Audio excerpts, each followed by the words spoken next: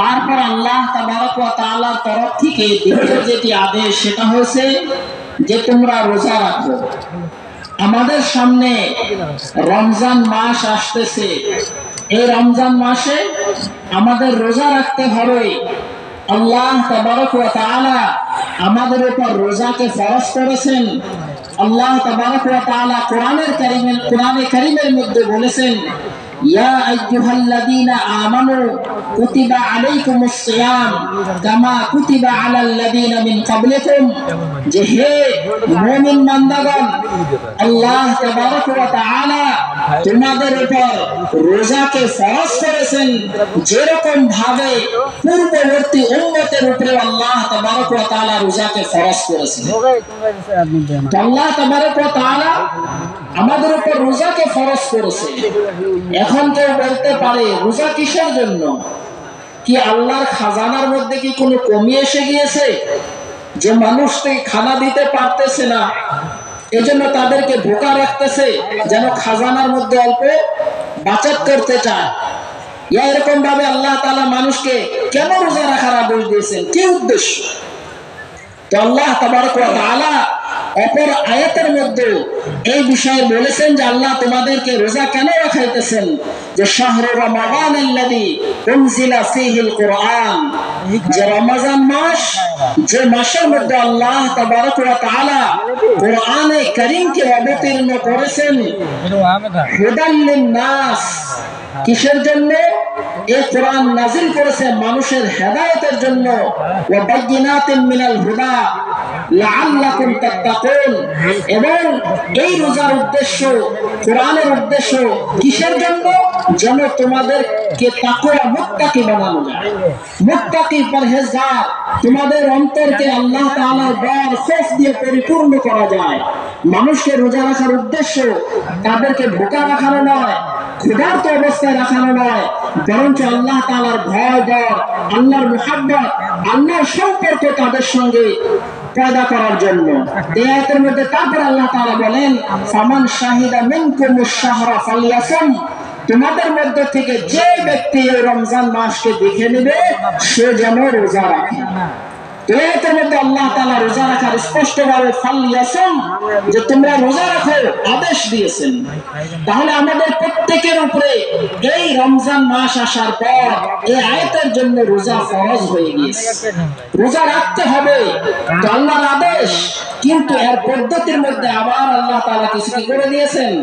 সহজ করে দিয়েছেন, যে যদি কোনো ব্যক্তি রমজান মাসে এরকম অসুস্থ হয়ে যায়, সে রোজা রাখতে পারে না, অর্থাৎ যদি রোজা রাখে তাহলে তার বেমারটা বেড়ে যাবে। তো বেড়ে যাওয়ার দুইটা পদ্ধতি হতে পারে, যে একটা বেড়ে যাবে মানে তার সময় বৃদ্ধি হয়ে যাবে। ডাক্তারে বলছে যে 1 মাসে আপনার এই সমস্ত ওষুধ ব্যবহার করলে আপনি ভালো হবেন, কিন্তু যদি এই ব্যক্তি এখন রোজা রাখে তাহলে বেমার ভালো হতে 3 মাস, 4 মাস, 6 মাস লেগে যাবে। এরকম ভাবে কোনো ব্যক্তি সে যদি রোজা রাখে তাহলে যে পরিস্থিতিতে তার অসুখ আছে এই অসুখ সঙ্গে সঙ্গে বৃদ্ধি হয়ে যাবে। তাহলে বলেছেন যে এই ব্যক্তি রোজা না রেখে যখন সে সুস্থ হবে, রমজান মাস পার হওয়ার পর সেই রোজাকে কাজা করতে পারে।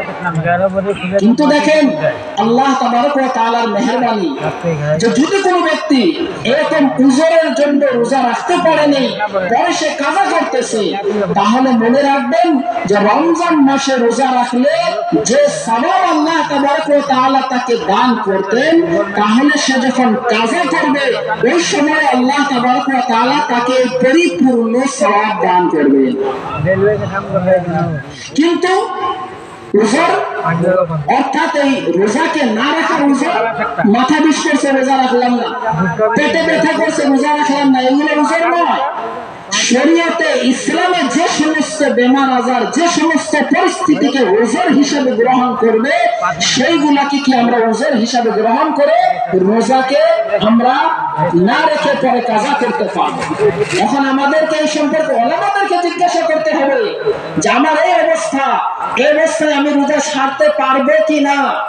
আমি নিজে যদি আমি কল্পনা করে নিই যে আমার অল্প বেমার, অসুস্থ হয়েছে, আমি রোজা ছেড়ে দিলাম, না, যে তোমরা কি করো যদি না জানো, ফাসআলু আহলাদ যিকরি ইন কুনতুম লা তা'লামুন, যে যদি তোমরা জানো না তাহলে যারা জানে তাদের কাছ থেকে জিজ্ঞাসা করো, তুমি জেনে নাও যে আমি এই অবস্থায় আছি, তাহলে আমার জন্য রোজা ছাড়া জায়েজ হবে কিনা। যদি উলামায়ে কিরাম বলেন যে আপনার এই অবস্থার মধ্যে শরীয়তে আপনাকে রুখসাত দিয়েছেন, আপনি রোজাকে ছাড়তে পারবেন, তাহলে আপনি রোজা ছাড়েন, তারপর যখন কাজা করবেন আল্লাহ পরিপূর্ণ সওয়াব দিবেন। কিন্তু যদি আপনি মন চাই হিসাবে ছেড়ে দেন তাহলে আল্লাহ তাআলার আদেশকে অমান্য করার গুনাহ হবে। তারপর আল্লাহ তাবারক ওয়া তাআলা ধন সম্পদ যাদেরকে দিয়েছেন তাদের জন্য আল্লাহ তাআলা যাকাতকে ফরজ করেছেন। যে সমস্ত মানুষকে আল্লাহ ধন সম্পদ দিয়েছে তাদের উপরে যাকাত ফরজ। যাকাত বছরে মাত্র একবার ফরজ, অর্থাৎ মালদার হয়েছে, পরিপূর্ণ বছর পার হয়ে গিয়েছে, আবার যখন এক বছর পরিপূর্ণ হওয়ার পর তার উপরে যাকাত আসবে। এক বছর কতটুকু যাকাত দিতে হবে বলে 40 ভাগের 1 ভাগ। আর যদি আপনি 100-র মধ্যে হিসাব করেন তাহলে 100 ভাগের 2.5 ভাগ, 2.5% দিতে হবে। অর্থাৎ যদি কোনো ব্যক্তি 40 লাখ টাকার যদি সে মালিক হয় তাহলে তার উপরে 1 বছর পরিপূর্ণ হওয়ার পর যাকাত আসবে শুধুমাত্র 1 লক্ষ টাকা। আর যদি 100 লাখ অর্থাৎ 1 কোটির মালিক হয়ে থাকে তাহলে তার উপরে যাকাত আসবে শুধুমাত্র 2.5 লাখ। কাদেরকে দিতে হবে এই যাকাত? ফরজ হয়ে গেছে, আমি আদায় করতেছি, কাকে আমি এই যাকাত দিব? তাহলে বলেছেন যে আপনি নিজের বংশের মানুষকেও দিতে পারেন, যেরকম আপনার ভাই, আপনার বোন, আপনার খালা, আপনার মামু, আপনার ফুফু, এই ধরনের যে সম্পর্কিত মানুষ, এদেরকে আপনি যদি যাকাত দেন তাহলে আপনি ডাবল সওয়াব পাবেন। কিসের জন্য? একটা হলো যে সম্পর্কটা বজায় রাখা, আপনার যে এদের সঙ্গে সম্পর্ক আছে যেটাকে সিলা রাহমি বলা হয়, এই সম্পর্ককে আপনি বাজিয়ে রাখলেন, এই জন্য একটি সওয়াব। আর অপরটা আপনি যাকাত আদায় করেছেন, সদকা খায়রাত করেছেন, এইটার সওয়াব। আল্লাহ তাআলা আপনাকে ডাবল সওয়াব দান করবেন। কিন্তু মনে রাখতে হবে কাদেরকে যাকাত দিতে পারবে না, অর্থাৎ ছেলে বাপকে যাকাত দিতে পারবে না, বাপ তার ছেলেকে যাকাত দিতে পারবে না, স্বামী তার স্ত্রীকে দিতে পারবে না, স্ত্রী তার স্বামীকে দিতে পারবে না। এরকম ভাবে যারা আছে অর্থাৎ বংশের উপর দিকে আর বংশের নিচের দিকে, এদেরকে কি দেওয়া যাবে না? যাকাত দেওয়া যাবে না। এছাড়া তারপর যদি কোনো ধনবান ব্যক্তি থাকে যে যার উপরে যাকাত ফরজ হয়েছে তাকে আপনি যাকাত দিতে পারবেন না। এরকম ভাবে যদি কোনো সাইয়্যিদ বংশের মানুষ অর্থাৎ আল্লাহর রাসূল সাল্লাল্লাহু আলাইহি ওয়াসাল্লামের বংশের মানুষ হয় তাকেও যাকাত দেওয়া যাবে না। এছাড়া আপনি যারে চান যাকাত দেন, যাকাত আদায় হয়ে যাবে, কিন্তু যদি বংশের মানুষকে দেন তাহলে আপনি ডাবল সওয়াব পাবেন। তাহলে এই জন্য আল্লাহ তাআলা আমাদেরকে যাকাত আদায় করার আদেশ দিয়েছেন। তারপর আল্লাহ তাবারক ওয়া তাআলা ধনবান ব্যক্তিদের জন্য আরো একটি ফরজ করেছেন হজ আদায় করার জন্য। যে ব্যক্তি ধনবান হয়ে গেছে আল্লাহ তাবারক ওয়া তাআলা তার উপর সারা জীবনে মাত্র একবার হজ ফরজ করেছেন। যদি একজন ধনবান ব্যক্তি সারা জীবনে একবার হজ করে নিল তাহলে তার হজের ফরজ আদায় হয়ে গেছে, এখন আর তাকে ফরজ আদায় করার জন্য হজ করতে যেতে হবে না। তারপর যদি সে হজ করার জন্য যাচ্ছে এই সমস্ত কিছু তার নফল হয়ে যাবে, ফরজ আর থাকবে। আল্লাহ তাবারক ওয়া তাআলা আমাদেরকে হজ আদায় করার আদেশ দিয়েছেন, কিন্তু এই সমস্ত বস্তুগুলি আমাদের কি করতে হবে?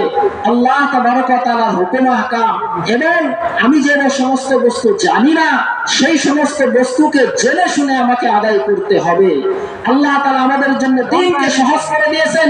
এই দ্বীন আদায় করার জন্য কোনো পুরুষকে মহিলা হতে হবে না, কোনো মহিলাকে পুরুষ হওয়ার দরকার নাই, কোনো সাদা মানুষকে কালো হওয়ার দরকার নাই, কালো মানুষকে সাদা হওয়ার দরকার নাই, ধনী ব্যক্তির গরিবের দরকার নাই, গরিবের জন্য ধনী হওয়ার দরকার নাই। এরকম ভাবে প্রত্যেকজন ব্যক্তি তার হাইসিয়ত অনুযায়ী দ্বীনের উপরে সে চলতে পারবে। আল্লাহ তাআলা দ্বীনের উপরে চলাকে সহজ সহজ করে দিয়েছে।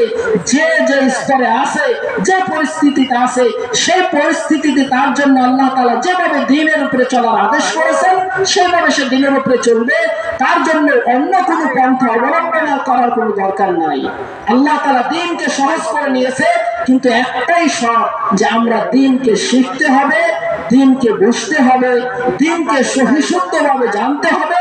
এই জন্য আমাদেরকে উলামাদের কাছে জিজ্ঞাসা করতে হবে, উলামায়ে কেরামের নিকটে গিয়ে আমার সহিশুদ্ধ দ্বীনকে আমাকে নিতে হবে, অন্যথায় আমি নিজে নিজে দ্বীনকে পরিপূর্ণভাবে সহিশুদ্ধভাবে আমি আদায় করতে পারবো না। আল্লাহ তাআলা আমাদের দ্বীনকে অনেক সহজ করে দিয়েছেন, আমাদের জন্য দ্বীন শিখতে লাগবে।